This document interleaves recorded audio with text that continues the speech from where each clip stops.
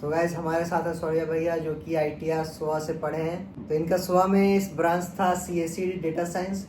तो इनका अभी 22 बैच जो है वो 2022 से 22-26 बैच है। हाँ। तो इनका अभी पैकेज लगा है यहाँ से 40 लाख का। तो इनका अभी दो जॉब लगा है, 2 कंपनी में जॉब निकाली है। एक है न्यू सिग्मा में 4 साल का पैकेज है 40 लाख, और दूसरा कॉग्निजेंट में 1 साल का है 6,75,000। आप बताइए, अगर अभी हम स्टार्ट करेंगे, अभी फर्स्ट ईयर में है तो हम कहाँ से स्टार्ट करना चाहिए? लोग फर्स्ट ईयर में उतना प्रेशर लेने का कुछ है नहीं। फर्स्ट ईयर अपने एकेडमिक्स पे ध्यान दो, जैसे चल रहा है वैसे चलने दो। हाँ, लेकिन अगर कोई स्किल्स पे सही में फोकस करना चाहता है तो फर्स्ट ईयर एक्चुअली अच्छा टाइम भी होता है। द रीजन इज कि टाइम तुम्हारे पास होता बहुत है, उस टाइम बहुत ज्यादा किसी चीज का प्रेशर होता नहीं है। फर्स्ट ईयर में जब कोई आता है तो वो एक्सप्लोर करना चाहता है कुछ, वो ठीक है, लेकिन अगर 1-2 घंटा से स्टार्ट करो, 1 घंटे कोडिंग से स्टार्ट कर सकते हो। फर्स्ट ईयर में करो, सेकेंड ईयर में उसको बढ़ाओ, थर्ड ईयर में फुल्ली फोकस्ड। हाँ, DSA। तो थर्ड ईयर में फुल्ली फोकस्ड रहो कोडिंग पे, DSA पे। और बाकी कोर सब्जेक्ट्स जैसे हुए जैसे कि CN, DBMS, OS। और तुम अगर कोर के हो तो कोर में जो भी तुम्हारा है, स्कोर में तो ऐसे ही तो थर्ड ईयर में हम लोग का रहता है, DBMS OS ये थर्ड ईयर में हम लोगों का है, लेकिन उसमें बहुत कुछ होता है जो हम लोग के कॉलेज में कवर नहीं हो पाता है, जो हम लोग को पढ़ना पड़ता है। तो वो करो, सीक्वल्स पे ध्यान दो अच्छे से, सीक्वल बहुत इंपॉर्टेंट है। सीक्वल SQL पे बहुत ध्यान दो, वो बहुत इंपॉर्टेंट है। कोडिंग में DSA बहुत इंपॉर्टेंट है। तुम्हारा कोर में हो अगर, तो कोर में अगर जैसे तुम्हारा कुछ भी है, जैसे फ्रंट एंड बैक एंड, ये सब पे ध्यान दो अच्छे से। अगर स्पेशलाइजेशन है तुम्हारा डेटा साइंस या ML, तो उस पर अच्छे से फोकस करो, ये मैटर करता है बहुत। तो थर्ड ईयर तो तुमको पूरा डेडिकेट होकर देना पड़ेगा। तो वो थर्ड ईयर प्रेशर ना लगे, इसलिए सेकेंड ईयर फर्स्ट ईयर से थोड़ा थोड़ा स्टार्ट करो। सही एंजॉय करना चाहिए, पहला 2 साल एंजॉय करने को होता है, बट ये बहुत इंपॉर्टेंट है कि at the same time you also focus on what you are going to have in your future. So you should be very focused। अच्छा, CGPA कितना रहना चाहिए? अच्छा, वो डिपेंड करता है बैच पे। तुम लोग बैच में है कितने? मेरा में 5-6 हज़ार स्टूडेंट है। हाँ, तो मैक्सिमम कंपनीज स्टार्टिंग में जो आएंगे वो बहुत अच्छी अच्छी कंपनीज जो होंगी, जिनका पैकेज होगा 8 लाख के ऊपर, वो या तो होगा 80% थ्रू आउट, या फिर through out means 10th 12th और यहाँ का CGPA सब मिला के सब 80% के ऊपर ही होना चाहिए। वैसे शॉर्ट लिस्टिंग होता है, या फिर कुछ कंपनीज होता है 9 CGPA प्लस, और मैक्सिमम जो कंपनीज होगी वो 8 CGPA के ऊपर होगा। लेकिन जो तुम अगर हायर पैकेज की तरफ जाते हो 12 लाख 10 लाख, तो वो उस चीज में तुम्हारा एकेडमिक्स भी बहुत ये मायने रखता है। 10th 12th भी बहुत मैटर करता है। अभी कोई नया आ रहा है तो वो जैसे डेवलपमेंट में अगर जाना चाहे तो उसको DSA भी करना पड़ेगा। DSA बहुत तुम्हारा इंपॉर्टेंट होता है कोडिंग राउंड के लिए, ठीक है। जब तुम इंटरव्यू में जाओगे तो तुमसे बहुत कोई टफ DSA नहीं पूछता है, बहुत जगह बहुत सिंपल पूछते हैं, जैसे bubble sort, selection sort, sorting, searching, उसके कोई कोडिंग क्वेश्चन सिंपल से, या मिसिंग नंबर, एक रेंज में एरे लेकर एक कोई मिसिंग नंबर निकाल देना, prime number, Fibonacci, Armstrong numbers, तो यही सब आता है। तो उस टाइम बहुत नहीं, लेकिन कोडिंग राउंड के लिए इम्पॉर्टेंट है। और अगर तुमको थोड़ा और टाइम मिले तो सेकेंड ईयर से आधा घंटा एप्टी पे भी ध्यान दे सकते हो। यूट्यूब पे बहुत अच्छा है तो एप्टीट्यूड पे ध्यान दो। तो इंडिया बेक्स भी अच्छा है, प्रैक्टिस के लिए अच्छा है, लेकिन शॉर्टकट बहुत मैटर करता है एप्टीट्यूड ये सब के लिए। तो वो सीखने के लिए यूट्यूब अच्छा है, और एक बहुत अच्छा बुक है क्विकर मैथ्स करके, एप्टीट्यूड के लिए। हाँ, क्वांट्स के लिए बहुत अच्छा है, तो वो यूज कर सकते हो। बहुत सा कंपनी में डेटा साइंस में कोडिंग राउंड नहीं पूछता है।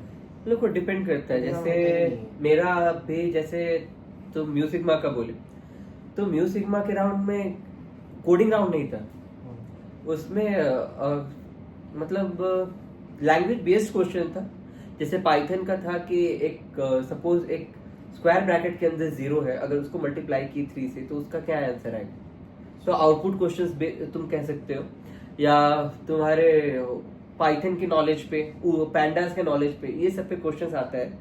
लेकिन बिल्कुल स्पेसिफिकली वैसा क्वेश्चन नहीं आएगा जो कोडिंग से होगा। इवन मैथको का जब हुआ था तो उसमें भी नहीं हुआ था, और बहुत सारे राउंड रूम से होते हैं, जैसे मैथको का राउंड रूम से हुआ था एग्जाम। हाँ। अच्छा, ये अगर कोई डेटा साइंस कर रहा है तो स्किल्स क्या सीखना चाहिए उसको?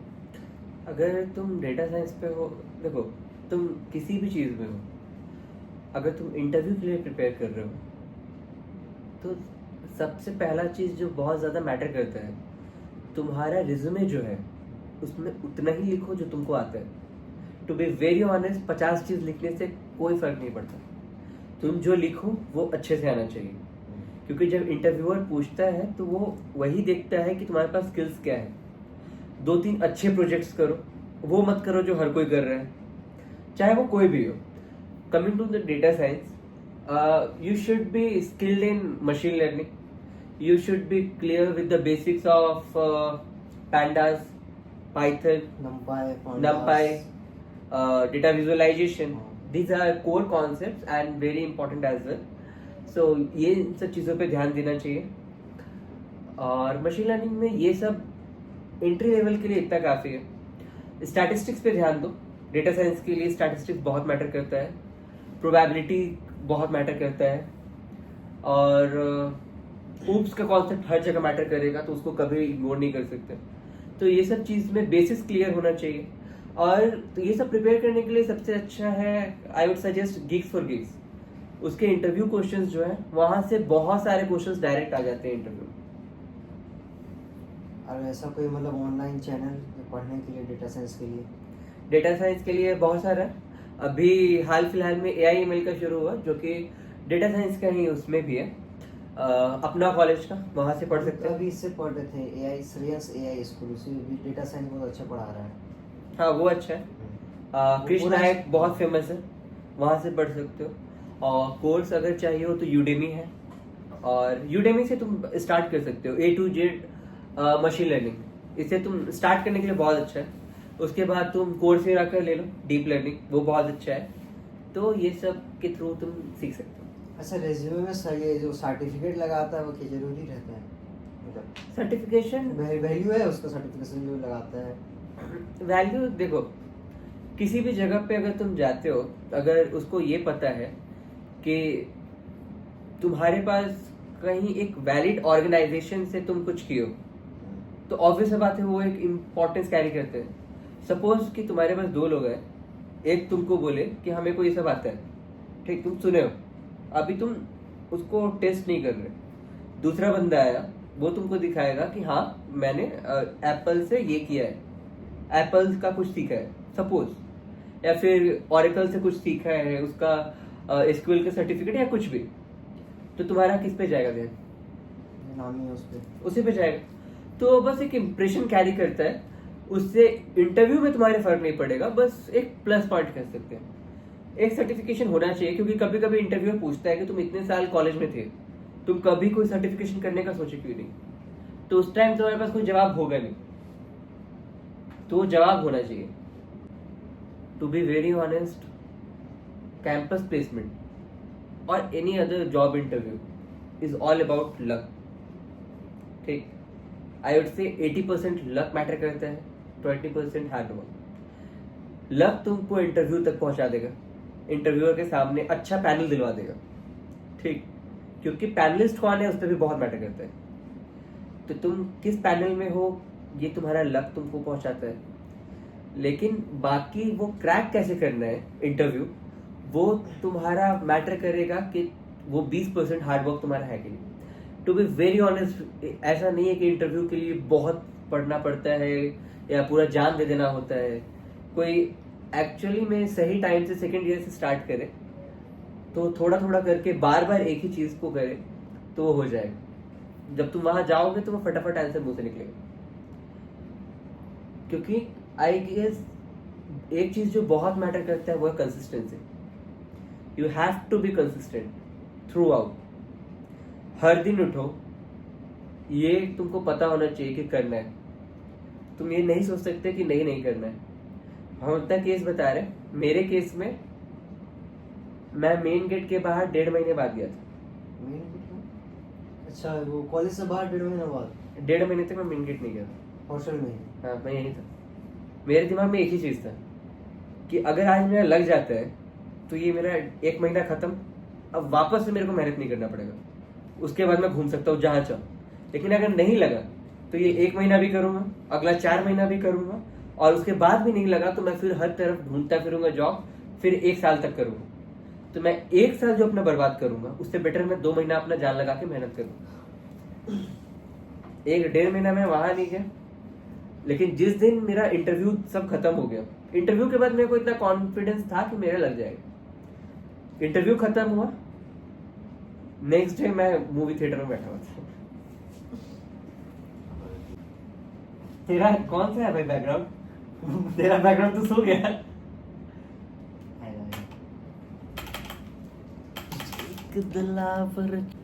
हाँ चल, अभी HTML सीखी है क्या? HTML? बहुत अच्छा किया तू। हम तो आज रात में जाके तो हम भी सीख जाएंगे सुबह तक। बोलता भी तो ऐसे बोलते थे HTML में DSA किए हैं। सुन ना, तू जो बात कर रहा है ना, HTML, CSS, जावास्क्रिप्ट, ठीक, ये पढ़े हुए हमको बस 12 दिन हुआ था, और जॉस टेक्नोलॉजी आया था, उसका 6 राउंड निकाल चुके थे। 6 राउंड हुआ था उसका, वो सब निकाल चुके थे। HTML से जावास्क्रिप्ट से? जी हाँ, पहला राउंड था HTML, CSS, जावास्क्रिप्ट, क्लियर। अगला कोडिंग राउंड, क्लियर। अगला प्रोजेक्ट, क्लियर। फिर उसके बाद फिर एक कोडिंग राउंड, वो भी क्लियर। फिर एक और कोई राउंड। ये सब में होता होगा? हाँ, वो सब जावा वगैरह नहीं, उसको सिर्फ जावास्क्रिप्ट में करना था, सिर्फ जावा? कोड भी जावास्क्रिप्ट में करना था, वो सब क्लियर रूम करके से दे रहे होंगे एग्जाम सारा वहाँ पे था। वहां जाके? हाँ, जावास्क्रिप्ट सिर्फ 11 दिन पढ़ के हम दे दिए, ये हमको HTML, CSS बोल रहे। जावास्क्रिप्ट आप कैसे कर लिए? क्यों नहीं कर लिए? थोड़ा लंबा अरे क्या है जावास्क्रिप्ट? कुछ खास नहीं है हाँ, मतलब। फर्क नहीं है जावा अब जावा और जावास्क्रिप्ट में कोडिंग में कोई खास फर्क नहीं है, सिंटैक्स है खाली। 4 लाइन का फर्क पड़ता है।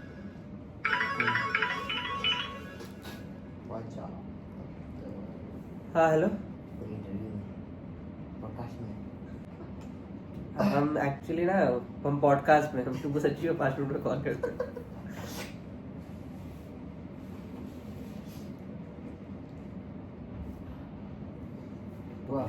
मुझे हाँ बताइए, इंटरव्यू का सबसे नहीं प्लेसमेंट का सबसे इजी राउंड कौन सा था आपका, सबसे जो आपको हार्ड लगा प्लेसमेंट का टाइम? इजी राउंड कौन सा था? इजी क्या लगा सबसे? इजी राउंड देखो यार, इजी डिफिकल्ट ये सब मैटर करता है कि तुमको उस राउंड में चीज़ें कितना आते हैं। जैसे मेरे लिए आई गेस म्यूजिक सिग्मा का पहला राउंड था, क्योंकि उसमें पाइथन से रिलेटेड था और पाइथन में अच्छे से पढ़ा हुआ था, तो वो अच्छा राउंड था, वो मेरे को इजी लगा। सबसे हार्ड? सबसे हार्ड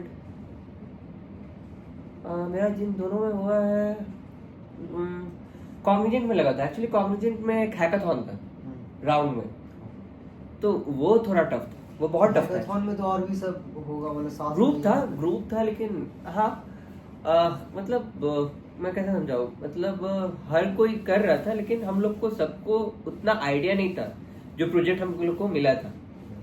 लेकिन हमारे मेंटोर बहुत अच्छे थे कॉग्निजेंट के, वो बहुत इंस्पायर किए हम लोगों को और बहुत अच्छे से समझाए भी, तो वो राउंड अच्छा था। लेकिन मेरे को सबसे हार्ड जो लगा था वो आई गेस इसका नहीं था, वो एक और कंपनी थी जॉस टेक्नोलॉजी, उसके राउंड थोड़े टफ थे, और उसका एक 5th या 6th राउंड था जिसमें वो बोले कि प्रोजेक्ट बना के दिखाओ वहीं पे। अच्छा, बिना 2 घंटे में प्रोजेक्ट बना के दिखाओ। मतलब AI यूज कर सकते हैं? कुछ यूज नहीं कर सकते, करेंगे तो उसको पता चल जाएगा, खुद सामने वो स्क्रीन शेयर हो रहा है। अच्छा, अब तुम प्रोजेक्ट बना के दिखाओ। प्रोजेक्ट क्या था? वो एक वेबसाइट बनाना था। Web development. मतलब आप फिर मेंशन किए होंगे अपना रेज्यूमे में वेब नहीं। डेवलपमेंट, तो ऐसे ही बोल दिया? वो हर किसी को मिला, वो राउंड था उनका। और पहले से ही सबको मतलब सब आना चाहिए? हाँ, उनको चाहिए था कि तुम फ्रेशर नहीं हो, तुमको सब आना चाहिए। अच्छा अब अगला, अगर आज तुझे कैसे कोई जिसका जॉब लग रहा है, वो स्टार्ट करे वही 4 लाख 5 लाख मतलब 6 लाख तक स्टार्टिंग, पहला तो ऐसे ही रहेगा, 3 साल का बाद तक वो कितना पहुंच सकते हैं सैलरी उसका? लुक, इट डिपेंड्स कि तुम्हारा कंपनी कैसा है, कंपनी का हाइक क्या है। हर कंपनी का अलग अलग होता है। लाइक म्यू सिग्मा है या मैथको है, तो इनका स्ट्रक्चर्ड है कि पहले साल में तुमको इतना मिलेगा, दूसरे साल में इतना, तीसरे साल में इतना, चौथे साल में। कुछ कंपनीज का हाइक सिर्फ 6 से 7% होता है फ्रेशर्स के लिए पर ईयर। सपोज तुम्हारा आज 5 लाख का लगा, तो उसका 10% होता है 50,000। तो तुम्हारा बढ़े, अगर 5% वो हाइक देता है तो तुम्हारा बढ़ेगा कितना? 25,000। 5% देगा, हाँ 25,000। महीना कितना बढ़ा? 2,000 रुपये। 2,000 तो डिपेंड्स। अच्छा बताइए, सब कंफर्म मेल आया ये, मतलब सिलेक्ट हो गया तो सबसे पहले किसको बताया? कंफर्म मेल कौन से कंपनी का? कोई पहला कंपनी, पहला जॉब। हाँ, मेरा पहला आया था म्यू सिग्मा का। पहले उस सबसे टाइम पहले हम किसको? उस टाइम मैं दुर्गा पूजा के पंडाल में था। अच्छा, दुर्गा पूजा में था तो पंडाल में था मैं। एक्चुअली ये बहुत अलग था मेरा। मैं अभी जस्ट वहाँ पे हाथ जोड़ के बोल के आया, मेरा बस लग जाए कैसे भी। आया, बैठा, बगल में मेरे पापा बैठे थे, बैठा। मेरा आदत था उस टाइम, मैं बहुत डिस्परेट था, तो मेल रिफ्रेश करते रहता था। मैं ईमेल बार बार रिफ्रेश करता था, चेक करता था। तो उस टाइम रिफ्रेश किया, जैसे किया म्यू सिग्मा से आ गया। चमत्कार हो गया। एक्चुअली में चमत्कार था वो। सही टाइम पे आ गया। तो मैंने सबसे पहले पापा को बोला, और आई थिंक वो बेस्ट मोमेंट था शायद मेरी लाइफ का, क्योंकि पहली बार मेरी वजह से खुश होके पापा, मतलब आंसू था उनके आंख में। It was very emotional moment for us.